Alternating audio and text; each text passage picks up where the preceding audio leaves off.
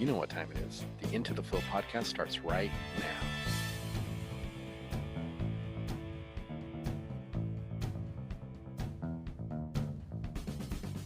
Hey, Flomies, this is Gabe from Gabe's Spotless Window Cleaning, and this is the Into the Flow podcast.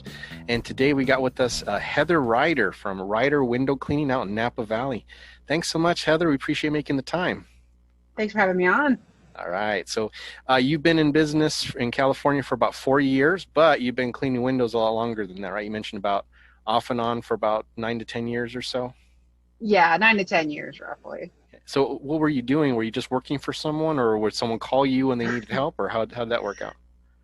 Well, I was working with my brother and my dad. So how I got into the business originally was a business that my dad and my brother ran together. It's kind of a side business, and then my brother did full-time work with it. And then I was sort of in between work. And this is back in I want to say 2009, or it was back then. And my brother had me work with him as like a helper, and I was probably like the worst window cleaner in the world, but he had me help him do window cleaning and go on his routes and do basic, straight pulls. And it just, I hated it back then. I really hated doing window cleaning. I didn't like it at all. And so my brother went into the military, and then I took over the business after my dad retired back in 2016, and it's kind of been on that track from there. And we didn't really have an online presence before I took over the business. So when I took over the business, I was taking over something sort of from the ground up, because we had clients, but we didn't have the online presence. We weren't doing marketing. We didn't have a website. We didn't even have anything on our vehicles, so you couldn't tell. We were just, we had buckets in the back of a vehicle, you couldn't tell. So from then, I just kind of built it up from there. And I guess it's just an accumulation of over the years of part-time work with him, and taking it seriously from 4 years ago to now. So that's where the real experience happened, was about 4 years ago, and actually taking it seriously. What kind of growth would you say? Not necessarily having to mention figures, but approximate percentage wise, what kind of growth did you make, customer base wise, just from those couple years from instituting actual marketing efforts? Oh man, well, I wasn't really tracking the numbers that well back then, but I would say we've grown probably a good 50%. Enough that I've had to bring on a couple people over the years. Yeah, one or two people I've hired loosely over the years. Yeah. Honestly, I had about the same experience or so, but I was the owner because I've had my business for 20 years, but it really wasn't until I put effort into it. And what happened is I always kind of had it as, it wasn't part-time, because I did do a lot of work, but I never really had the intention of growing it. So same thing, I never advertised. I didn't have a website. I never, it was all word of mouth. Just people knew me, and then they would refer me out.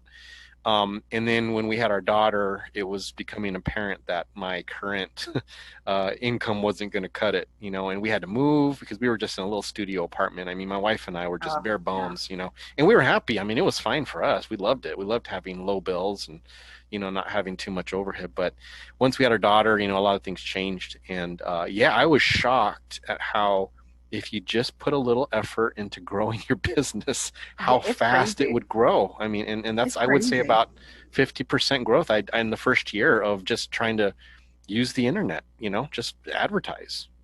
Just going on something as simple, the biggest growth I saw was going on Nextdoor.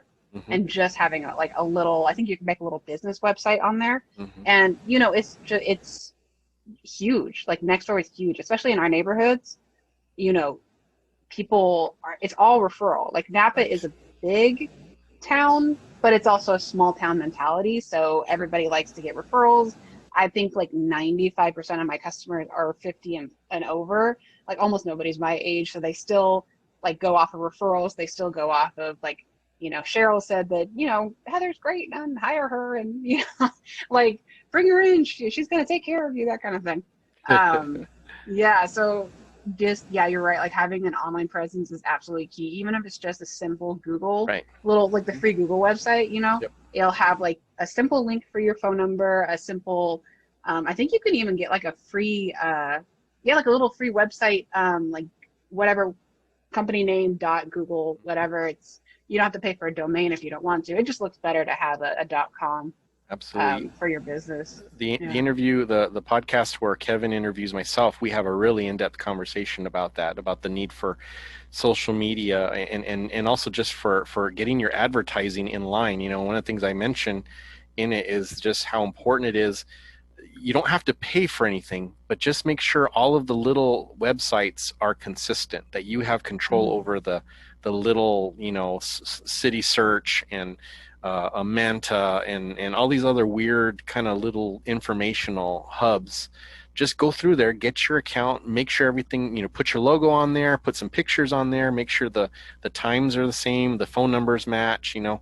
And I have a phone number that is we don't ever use anymore, but every once in a while I'll see it pop up on the internet under my business name, you know. And so as soon as I see that, I go right in there and I get rid of it, you know. But it's just weird. You have to kind of keep up on that stuff, and that's the difference, because when customers see that, then they're like, oh, this is a professional business. This is not a fly by night, you know. This is not someone who just started out and doesn't know what they're doing. And let me tell you, it's really weird because my business, I have my partner, he works with me. He's not full-time all the time. And he's actually not even in any of my YouTube videos. I mean, maybe. The background. Yeah, well, he's kind of a butthead, but yet we are perceived as a bigger business than we actually are. So we'll get a phone call and somebody's like, oh, hey, yeah, can you come out and do an estimate and send one of your techs to come do it? Or how many crew members are you going to send out to my house? And I'm like, it's just me and my partner. But the way the way we have our presence online and the way that we're always around and people see us all the time, they think there's more of us, which is fine because we do plan on eventually having a bigger crew. So it's kind of nice to have like that, I guess you could say, like a base to grow up on. So if we, you know, get bigger, then people already think we're bigger. But that's a tribute to your professionalism, because you're acting in a way that those bigger companies already act. So that shows that you're taking it serious. And I think a lot of the small guys, which again, nothing wrong with being small. I was small for, you know, probably 15 years before I started growing. But they take the being small as permission to not be professional.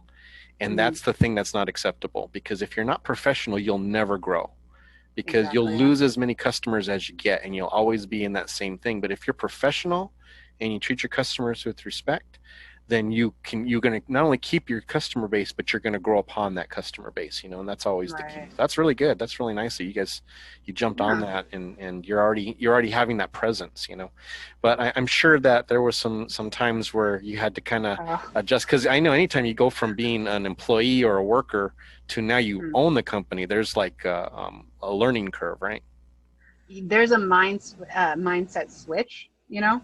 Like I've been in the trenches of working retail and food service, and I think you had said that you used to work in food service, so you know how it is. Yep. You have like that customer service mindset, but you're not the owner. You know, at the end of the day, your problem can go to the manager or the owner. Like, it's not really your problem. You can go to sleep and be fine. There's a total switch when you own the business. Like, I used to be way too much of a perfectionist. I would be like, every little detail, every little like tiny little spot. The customers don't care. You know, they don't care. Like, I mean, some of them kind of care, but they want the job done. They want you out of their house, no matter how nice they are, no matter how much they talk to you. They still want you gone at a certain point in time. So, I mean, it's just you have to kind of like learn to let go, but at the same time, you got to hold the core fundamentals of like communication and making sure you're doing follow-ups and making sure that you're showing up on time. That's kind of key. And just kind of like, you know, having a mild conversation. People like it when you talk to them. Yes. Some of them don't, and you can tell right off the bat, and you're just like, okay, whatever, I'll go to work and be quiet. Some of them want to talk to you. I mean, that kind of like goes into, I sort of have this, I kind of attract like an interesting set of customers. Like I said, they're more elderly, but some of them don't have their daughters or sons around, or like any siblings or anybody around. They're kind of like alone. So when you come in, you're that person that they're making contact with. You're talking to them, you know, you're asking them how their day is.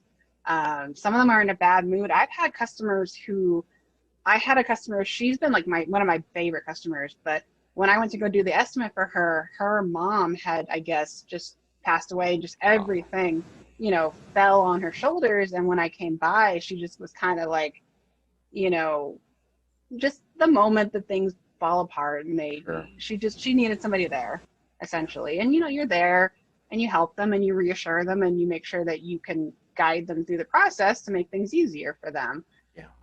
And then we just have other customers that just like to give you food and cookies and coffee and want to feed you lunch, and you're like, oh God, I'm going to explode from all this food you're trying to give me.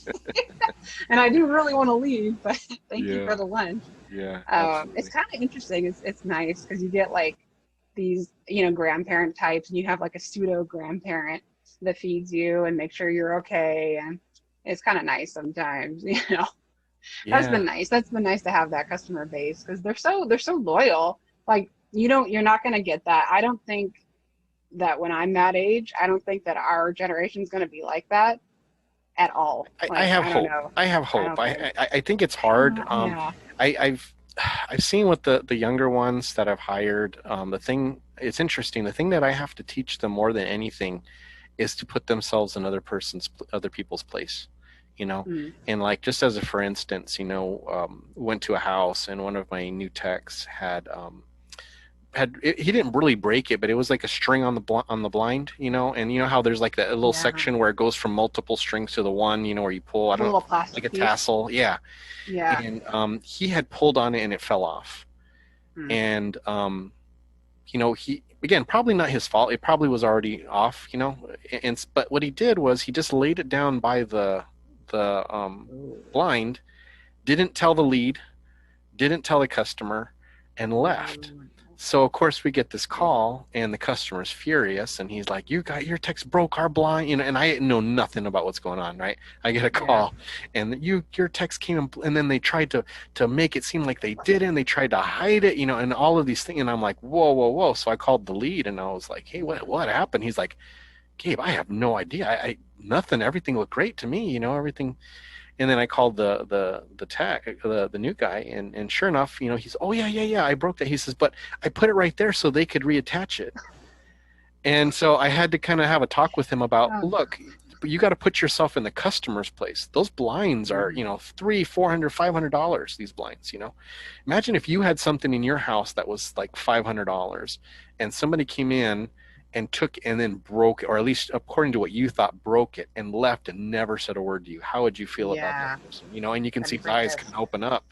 But He's it's like, like oh yeah. we're having to train this aspect of customer service that I think a lot of young people never have to deal with, now. With Right. us, I mean, Right. I grew up, I was working as, the day I turned 16 and I could legally work, I was working. And I Mm. fast food, and as terrible as those jobs were, they taught you customer service, they taught you how to work hard on something that you didn't really enjoy, and they taught you how to interact with people and how to think about them. Right. And I think that's the difference between the successful companies and the ones that are not. The successful companies truly think about what their customers' needs are and try to meet not just the immediate, oh, they have dirty windows, we need to clean it, but it's the experience. Well, one, they trust us, they're trusting us to come into their house, so we're going to show that respect to the sanctity of their house and their property. Exactly. And then Yeah. two, we're like you mentioned, some will just want us to come in and work, we're going to do that. Some want to talk Hmm. with us, then we're going to do that. We're going to be friends with them, we're not going to be rude, we're not going to be cold. Yeah. um, Yeah. and and we're flexible enough to meet those needs of whatever that customer is. So it's good that you Exactly. recognize that already. I mean, that's something you kind of learn because before I worked with my dad and took over the company, I was a manager at a gym. I was the housekeeping manager, which the manager, well, the place I worked at, it was in shape and they had, you do everything. Like everybody does everything. And the housekeepers, we did a lot of stuff. We did like pool maintenance and customer relation, and we did all the front desk and everything. And you learn to like jumble all that stuff, but at the same time, people who go to those gyms, like they want to talk to you just to chill. I don't know why they're at the gym talking to me, but they're at the Because gym they don't they talking to don't me want instead of working they don't out. want to do their next Yeah. set. Yeah, that's why. Yeah. And like a lot of people who were working there, they're very young and they don't know how to talk to people. So you kind of learn, I guess, you take over the role of being a customer service person. I don't know. Yeah. But yeah, no, for working on the job, you learn a lot of stuff. And if you're not very good at reading people, you kind of eventually learn how to do it. Yeah. And I mean, you have to balance it too, because the customer can really take up a lot of your time. Yeah. Absolutely. And you've got to learn how to, that's the other thing I had to learn, was putting a boundary between myself and the customer. And I like to get to know them, but I don't want to get like that personal with them. I do have a schedule to keep, and I want to make sure that like I can wrap up the conversation and go on to my next job so that I'm not late to my next job, you know. But at the same time, you got to do it with, I guess, with a bit of tact, I guess. Yeah. That's the best way I can describe it. You have to be a little bit You, tactful. you know what I've kind of perfected? I've kind of perfected, and not really without trying, but just over, like you said, or doing it for so long, is I perfected the talking with them. And then as soon as I realize this is going to be a long conversation, and they're saying, I say, "Oh, keep talking. I'm just going to take care of this real quick." And I turn my back to them, and I clean the windows, and I'm listening to them, and I'm going, So they know I'm interacting, but I'm still cleaning. And then I stop, and then I'll turn around and look at them for a little bit, let them talk for, half a minute, and I say, "Hey, I'm going to walk over to this one." And then we walk over, and I'm looking at them while we're talking. So I still keep them engaged. And it's still going to slow me down. Obviously, it's not going to be like I can just zip through them like I normally would, but at least I'm not just standing there for 20 minutes in one spot, not doing anything, Exactly. And it's just kind of an art of keeping them engaged and showing, hey, I'm paying attention to you, but I also have this other thing that's important that I've got to do too, that you're paying me to do, Exactly, and then I go, and if it's really bad, sometimes I'll say, oh, hey, I'm going to go into this room over here. And I'm going to try, because I've got another customer come up, so I'm going to try and just get through this really fast. But can we finish this conversation when I get done with this room? And just try to find a way to distract them a little, or at least help them to understand the situation. And half the time they apologize, like, "Oh, here I am talking your ear off. Oh, I'm yeah. so sorry. I'm going to go do that. You just go do that. But like you said, the important thing is not getting annoyed with them or making them feel like, oh, your boss. Because like you said, man, some of them, they haven't seen their kids, in a year. Especially with COVID, they may not have seen it since March. So they're just wanting to talk with someone, they're just wanting to have some human connection. So why take that away from them, Exactly. Or even before, they'll live in the area that their kids are living, but their kids are busy and they don't see them for a while. Yep. And yeah, especially with COVID, I have tried to cut down on talking to people just because it's annoying to have a conversation when you're wearing a mask. And it's also it's a risk that you really don't want to take. And most of my customers understand that. I've had a couple, like I have a couple that I can think of that don't really understand, like, hey, you stand over there and I'll stand over here and let's not have this long conversation. We don't need to have this conversation, or you don't need to follow me around and continue the conversation. It's just, most people understand. And I haven't really had that issue with people not understanding that. I mean, if you want to go, we could talk about COVID. Everybody's talking about it. We should. I mean, like for one of the things that we do, we have a kind of a checklist that we run through. We run through it when we book the job on the phone, and then when I arrive, I run through them as well. But one of them is, am I going to be able to ensure that we have social distancing while I'm in the house? And that way they understand I'm expecting them to be at least minimum 6 feet away from me while we're in there, and in that way I've, like you said, I've never had to say, hey, you need to get 6 feet away from me. I've never had to do that. But we just bringing it up kind of puts it fresh in their mind so they don't forget, and but what are some of the things that you've done or you've had issues with when it comes to COVID? Well, it's been weird, right? So my business is 50-ish% commercial and 50-ish% residential. Right now it's more residential, and people have a kind of a weird mindset where like, oh, I'm in my house, I'm okay. But they'll wear a mask when they're outside doing grocery shopping. So I'll come in and the first thing they say is, oh, you don't have to wear your mask when you come in my house. And I'm like, no, I will be wearing my mask and my gloves and my booties and everything before I come in your house. And if you don't want to wear a mask, I can't force you, but I will maintain my distance, So it's weird because some of them are very strict and, like, tell me beforehand that, hey, we have an immunocompromised individual in our house. Please make sure you don't come in the house, and then we adjust it from there. Or if you have to come in our house, please make sure, I'll say, hey, I'm going to come in the house, but I'm going to be in this section for this period of time. You could be upstairs. Okay, now I'm going to come upstairs. I'll be outside waiting for you to move out. Most people who have that sort of situation, they won't be at home, or they'll have somebody who they can have watching us, I guess, to make sure that I'm not touching the surfaces. I have a little baggie of sanitizing wipes that I wipe down the surfaces of whatever I touch, because sometimes you touch something you don't realize you're touching it, like a door handle or whatever.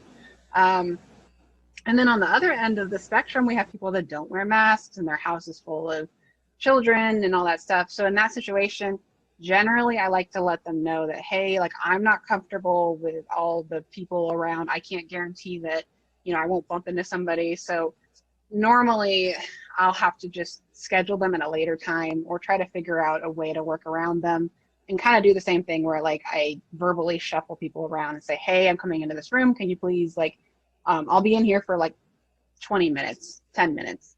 I'll be in and out real quick. I'll wait over here, and we'll shuffle out. So either you have to be the sheep herder, or my customers already have their own, set of rules that you're going to be following, which is totally fine. Yeah. I mean, and it's crazy. It's been insane, because in the beginning of March, I think we were dead in the water. Yeah, Stu. For the whole month, basically. Yeah. And then we kicked things up in May, and then it was just insanity up until September. And out here in California, we got hit with the fires. That's right. And the fires have been really bad. It's getting better now, but I couldn't be outside. I used to have asthma, so it was really hitting me. So I took myself away from the situation, because I couldn't work. And a lot of my customers didn't want me working because the ash was just in the air. Yeah, there's no point. Yeah, I can't even imagine. I know like Jeremiah Hickey and Jeff Likes and Fernando Medina, they were all talking about how the wildfires had just been affecting, the business wise. So that's it's pretty intense. It's intense. Yeah. I mean, we get fires every year, and it's crazy to say that we have a fire season, but we get it every year. Yeah. It's unpredictable every year. And I guess the only saving grace, and it's kind of, it's the only silver lining I can see, is normally we get a lot of work after the fires have settled down. Mm-hmm. Everything is settled down. People want their windows cleaned again. They want their screens clean, whatever the case may be. Yeah. But it's just, it is what it is, unfortunately. Now, can I ask you a question just about COVID, getting back to that? Sure. Did you do any special advertising or promoting of your COVID protocol? And if you did, like, what response have you received? Advertising, no, I didn't really, except I put a little post on my Instagram. I updated my website. Good. And I updated the Google page, but we didn't really advertise. We kind of tried. So what I did during COVID was I collaborated with another window cleaner in my area. Shout out to Solomon if he's watching this, from Napa Valley Window Cleaning. We tried to collaborate to sort of create a new subgenre, or I don't know, subservice of sanitization. Mm-hmm. And I don't know if he was successful with it, but I definitely wasn't. People just didn't really seem to care, because I guess they were doing it themselves. They didn't want other people sanitizing their surfaces, at least from what I experienced. So I don't know. It was kind of weird. It was something we tried, and I definitely think the sanitizing worked better with like a commercial setting, like when you're going into a lobby, people were picking up these weekly accounts of coming down and spraying the lobby with, sanitizing. Yes. Yeah. But residential, I don't know anyone who really picked up much work from that, or being any type of success. The only thing I did was just reassure people that I wiped down the surfaces that I touched. They didn't really care that I advertised it. They just wanted to know if I was still in business. Yeah. At the end of the day, that's all they cared about. Well, the reason why I asked... Oh, good. Did you get something? Hold on. I got my cats, and he's stuck in here. Go on. Go on. Get out of here. Yeah, I got to kick He got my stuck. cats out of our room every time I try to Yeah, record anything because sure enough, I pretty was soon they're hoping gonna he come wasn't in here. scraping on the door before we get done with our Yeah. conversation. But yeah, the reason I was asking is because I have found that I have picked up work just based on the fact that we show how important the protocols are to us, that we respect their house and their health and also the health of the techs, and we've had a couple scares. I thought that I had COVID for a little bit. I had the Mm-hmm. symptoms, and so I took myself out, but thankfully because of the protocols that we follow with our workers, I hadn't had any interaction with my workers, so the crew could continue on. We didn't miss a beat business wise. But I stayed home. I locked myself in my room. I waited until I was able to take a test, which was, I think it was Thursday was when I figured it out. Got the appointment for the same day testing on Monday, and then, but I had to go that whole weekend, where I was quarantining myself. Monday came, I got the negative Scary. test, and then I went back to work. Although I think I did end up taking the week off just to be safe, because I know that there's some false negatives at the time. But Right, right. but the thing was is that had I been in a close cab with my workers, I would have had to pull them out too, and the business would have been hurt. And because we take those things serious, I've found we've picked up a bunch of new accounts that's what they said. We want to hire you because we see on your website you have COVID protocols. And Mm-hmm. and that's what's important to us. If we're going to let someone in our house, we need to know that they're taking this seriously and not just walking around, just not taking, not do anything to protect themselves. Well, obviously, there's, unless we're wearing hazmat suits, there's no way to, Yeah. fully protect ourselves. But we should at least be doing what we can to mitigate any possible infections, Oh and yeah, for sure. and that attitude, I think, has really helped our business. Why that we've gained a different clientele based on just people who only want to deal with vendors who take it seriously. So I well, just as a for instance, Heather, we picked up one job. We were cleaning a house, and we wear gaiters on the outside. So when we go into a house, we wear KN95s, and then like the same thing, gloves, disposable gloves, single use booties. We go in. Mm-hmm.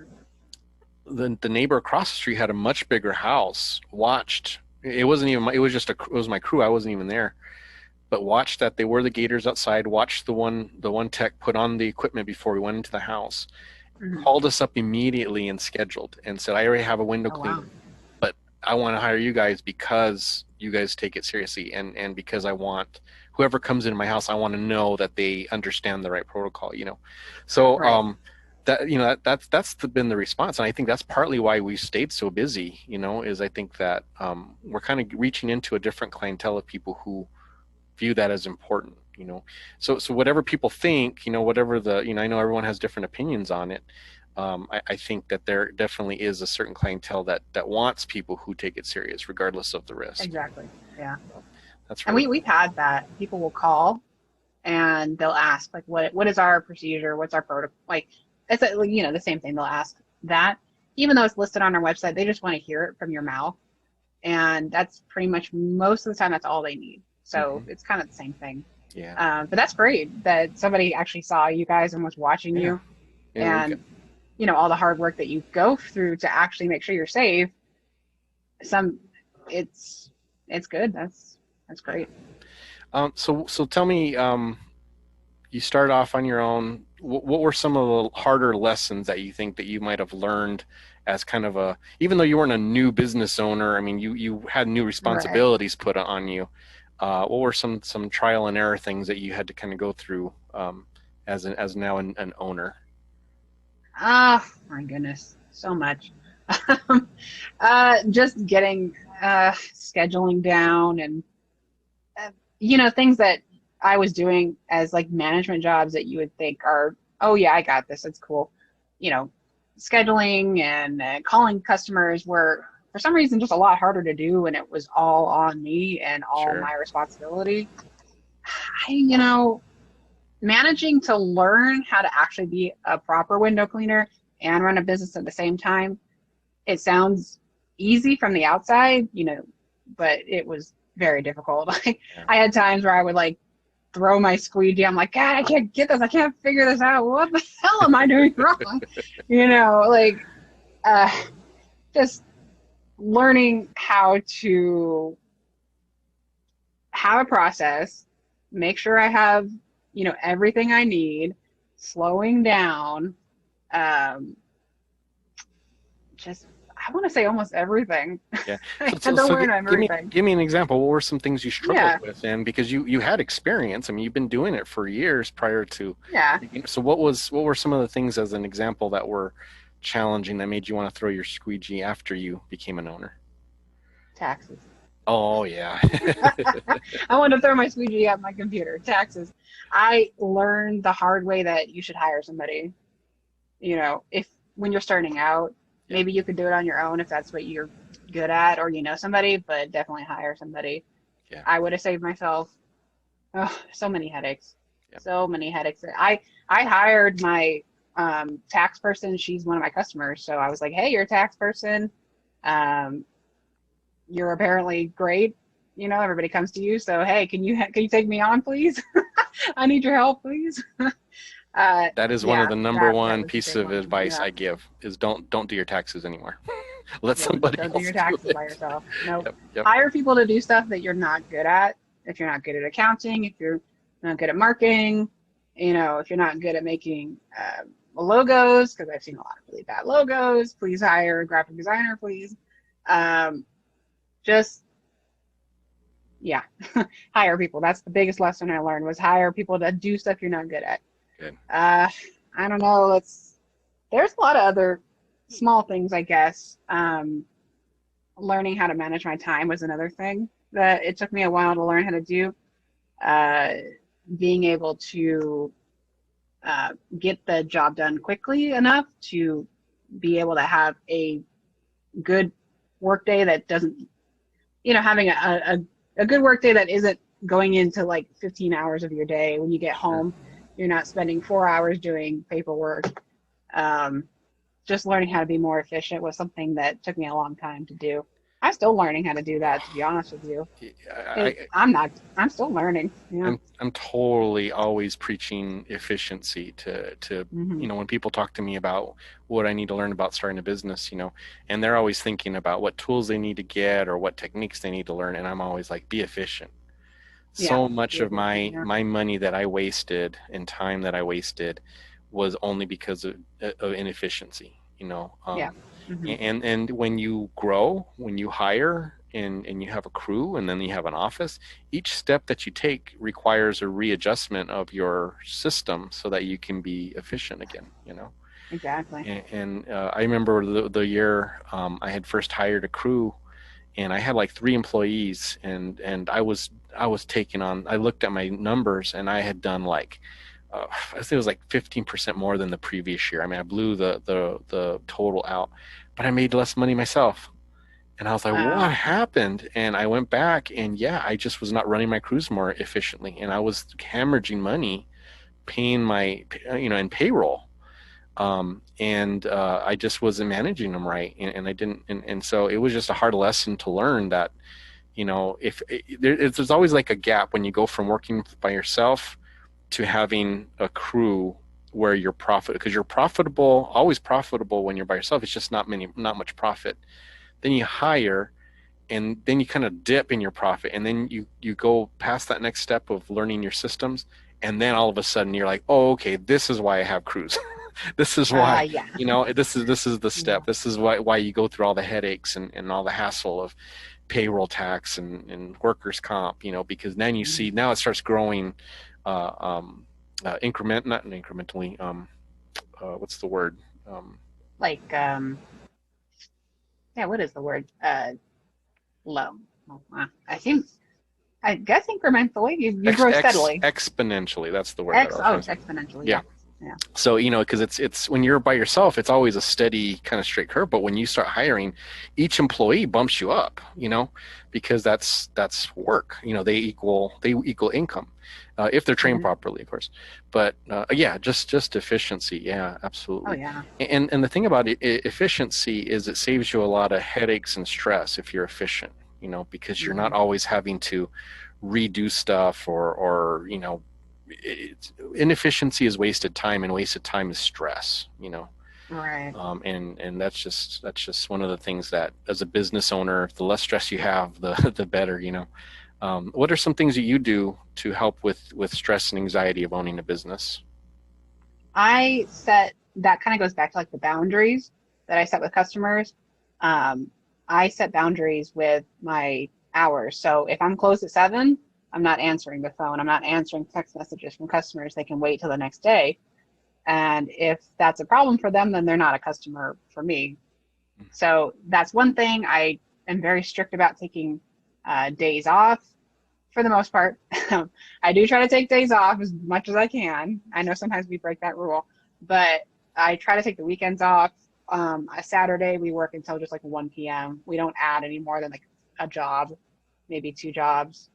Um, and then Sunday we take Sunday completely off and just I completely take my mind off of work on Sunday and I do other things. I have my hobbies. I am a huge aquarium nerd, so I get into my aquariums and do all the things that I tinker with there. I'm an artist on the side, so I do all my painting and digital drawing. That kind of gets me like in a nice stress less Zen mindset. Hmm. I have a couple books that I'm trying to read that I buy, but you know, we always buy books, but we never get to them. Yeah, That's yeah. the other thing I try to do. Just kind of having something outside of work that you're not thinking about. It's a world of help, at least for me. Some people Sure. like to get outside. I'm kind of more of a homebody. I like to stay at home. But we go on hikes. There's some nice hiking when, well, hopefully there's still nice hiking, but there's nice hiking in my area, so that's kind of a nice thing to do. Just kind of taking my mind off of work really is important. Yeah. And it's really hard to do that when you're running a business. Somebody might call you on your day off, and when you're first starting out, you're like, oh my gosh, I have to Hmm. answer this call. This customer, they're going to hate me. I'm going to lose my reputation. No, I've learned that from my customers. I have a customer who she's like a big mentor for me because she's herself, obviously, she's a business owner herself, and she had to learn to put boundaries for her customers as well. So it's a world of difference for your mental health when you just take your mind off work if you can. And I know people probably, I don't have kids or anything like that, so I don't have that added stress at home.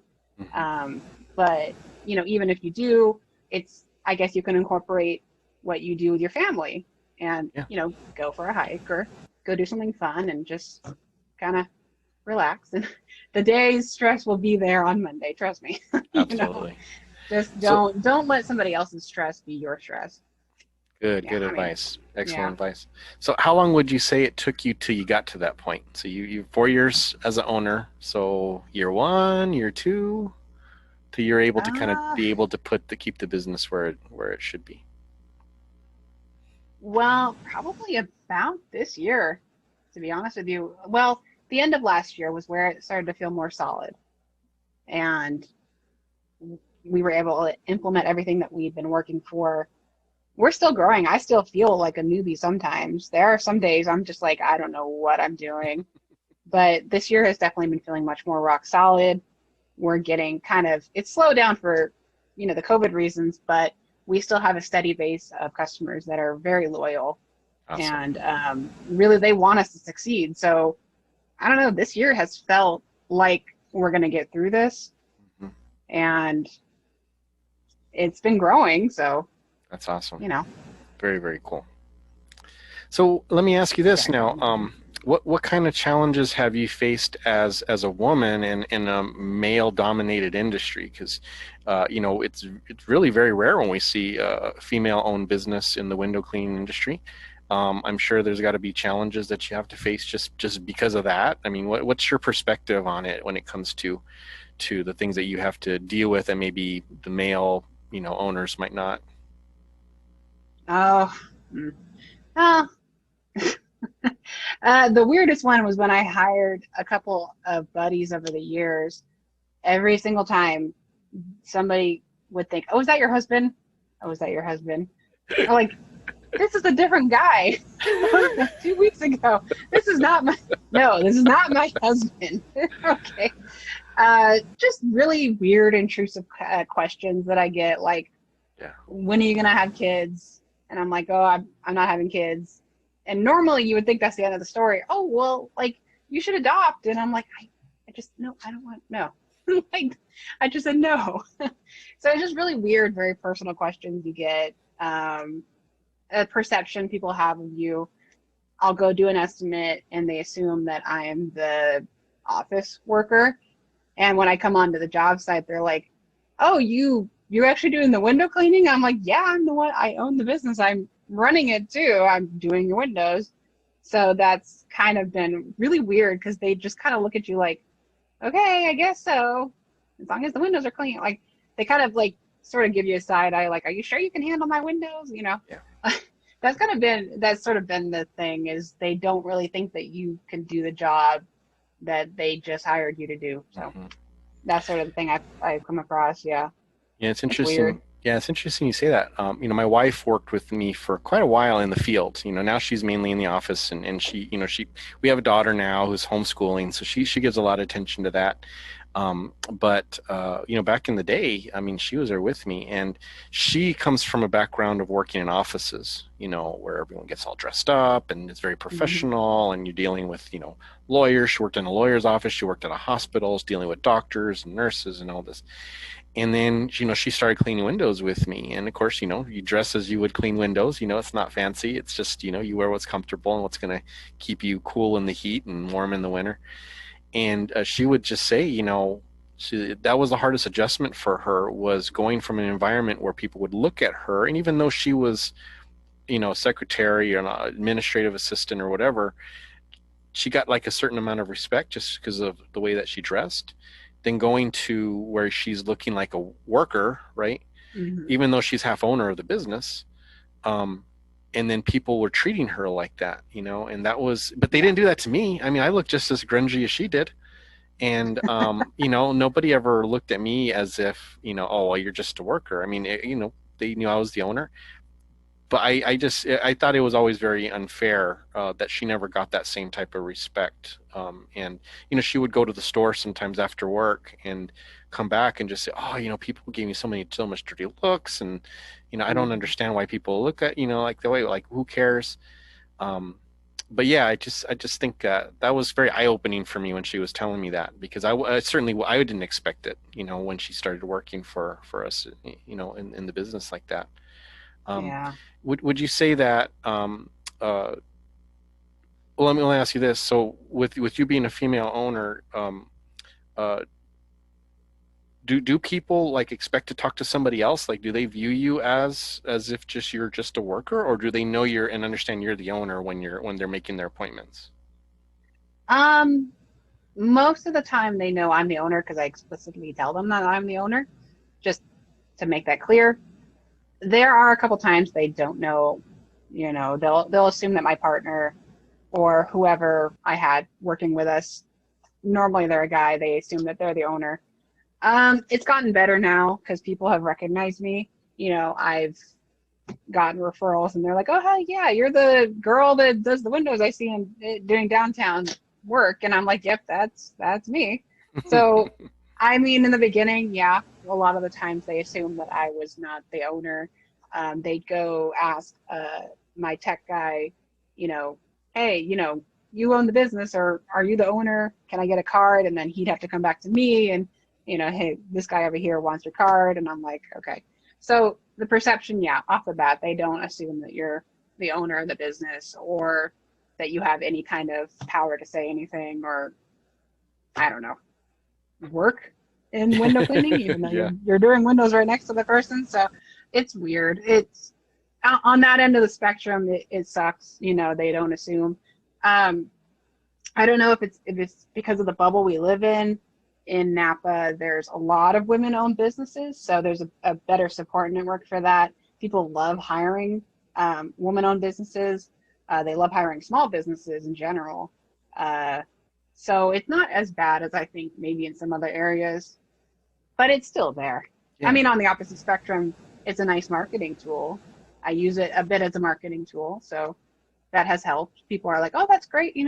We love supporting small, especially women-owned businesses. So Awesome. I mean, it has its ups and downs. And I guess sort of the thing we still run into is they don't think that I could do like two-story or ladder work. That's the big assumption. That's their biggest concern.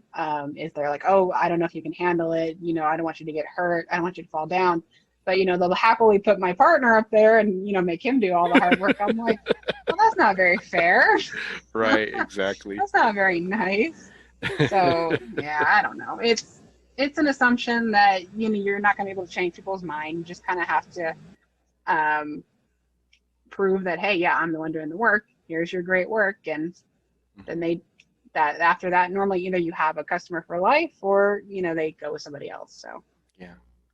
So, I I mean, mean, is it's a is it mixed something bag. that discourages you, or is it just something that you've just learned to, deal with, that it's just something that's going to always be there? Mm, Not really. With our customers, it's fine. The only time I've had a real issue is working on construction sites. Mm, That has been where it's been the most awkward, because you walk on site and you're like the only woman there, and normally the only other woman there is like a realtor.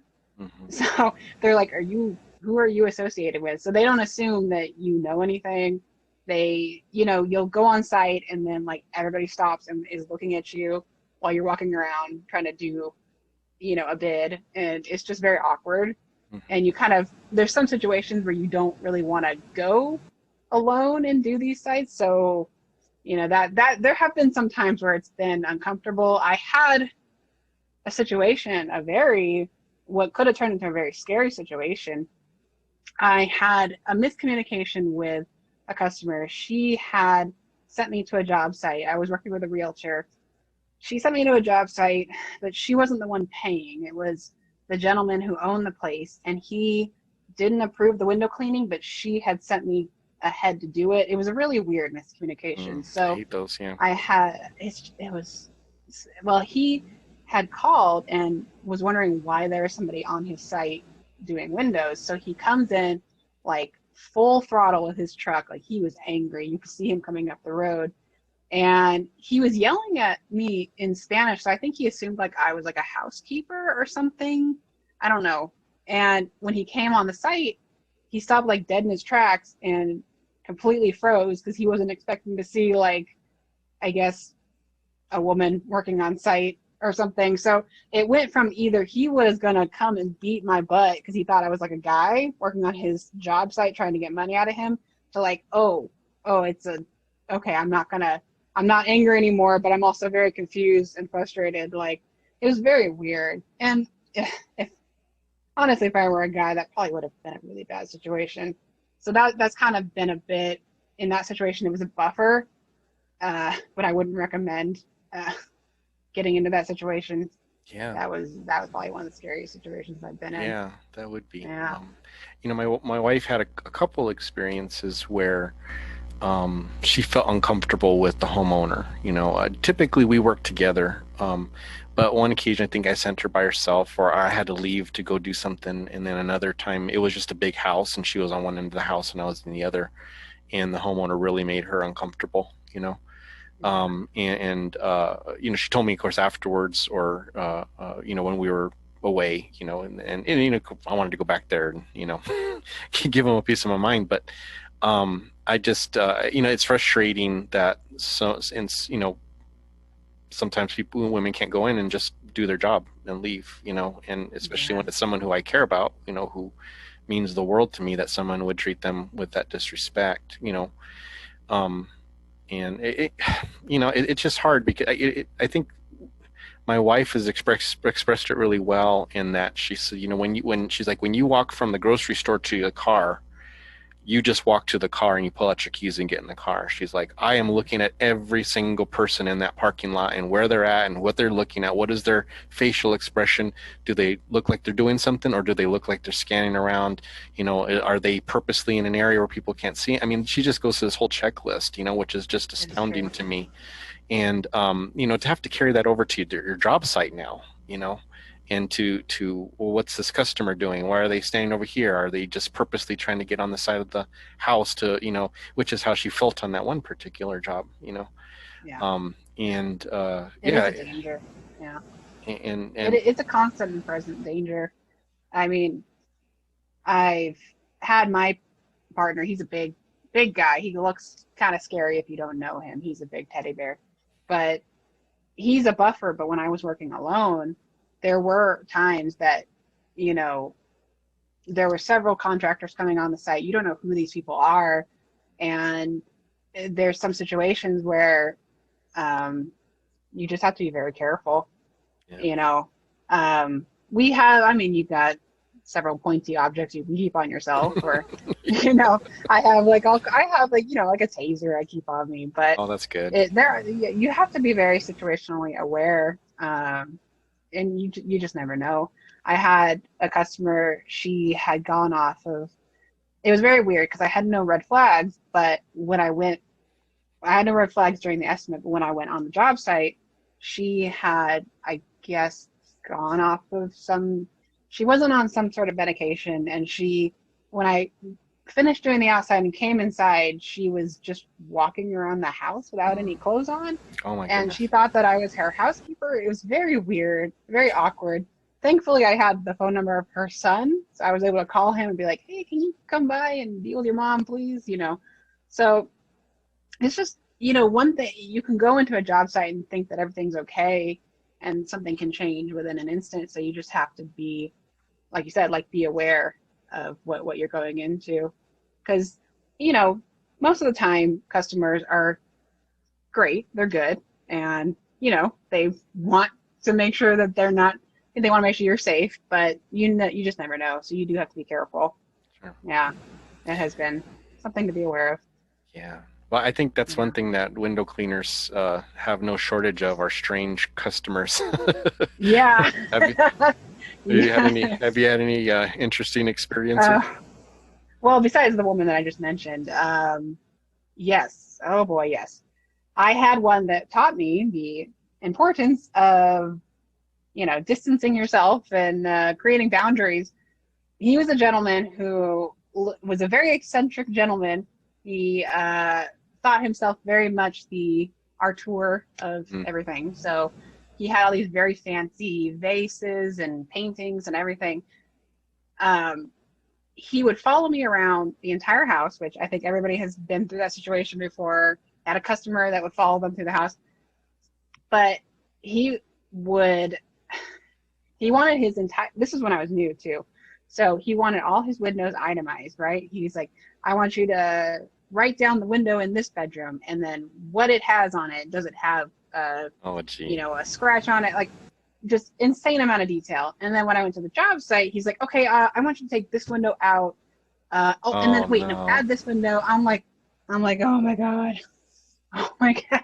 He would follow me around, and then he would like try to help me with the ladder, and he was trying to help me with my tools, and just he was like controlling every little bit like a little puppet master, and I'm just like, oh my god, dude, please. And then he for some reason in the middle of the job, he's like, okay, I got to go to a meeting, a really important meeting. I need to meet this big art dealer. I need to go. You need to be gone in a half an hour. And I'm like, I still got like half your house to do.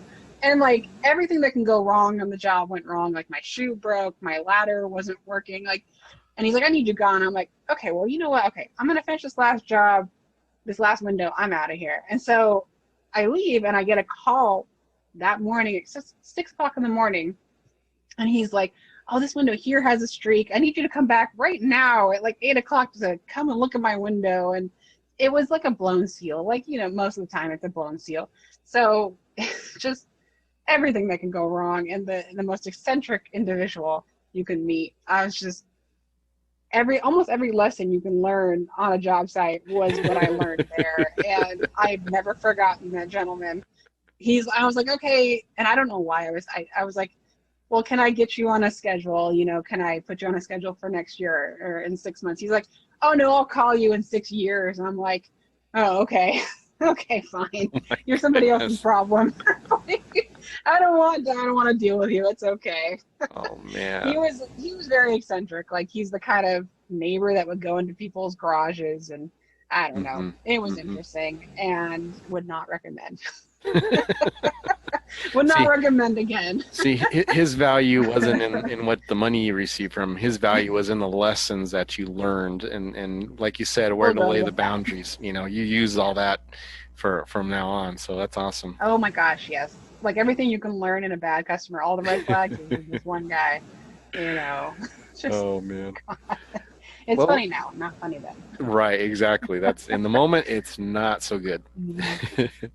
Well, we're getting close to the end of the podcast, but I did want to give you a chance just to, you know, what are some of the future plans? Like, where do you envision your business, and you know, what are your goals? Like, you know, 5 years out, 10 years out, where do you want to have your business go? Well, I mean, I want to say 5 years out. Our plan was what we were going to try to do this summer, which is to hire a crew to do some of our commercial work, because we like to keep that in our route. So that's kind of our plan in the next 5 years, is to hopefully get that up and rolling, get another vehicle. I eventually want to just get off of the truck, as they say, or get out of the truck. I want to be able to work at home and then go on job sites if I need to. So we'll see, but we got to be flexible. So That's kind of what we're trying to be, is flexible now.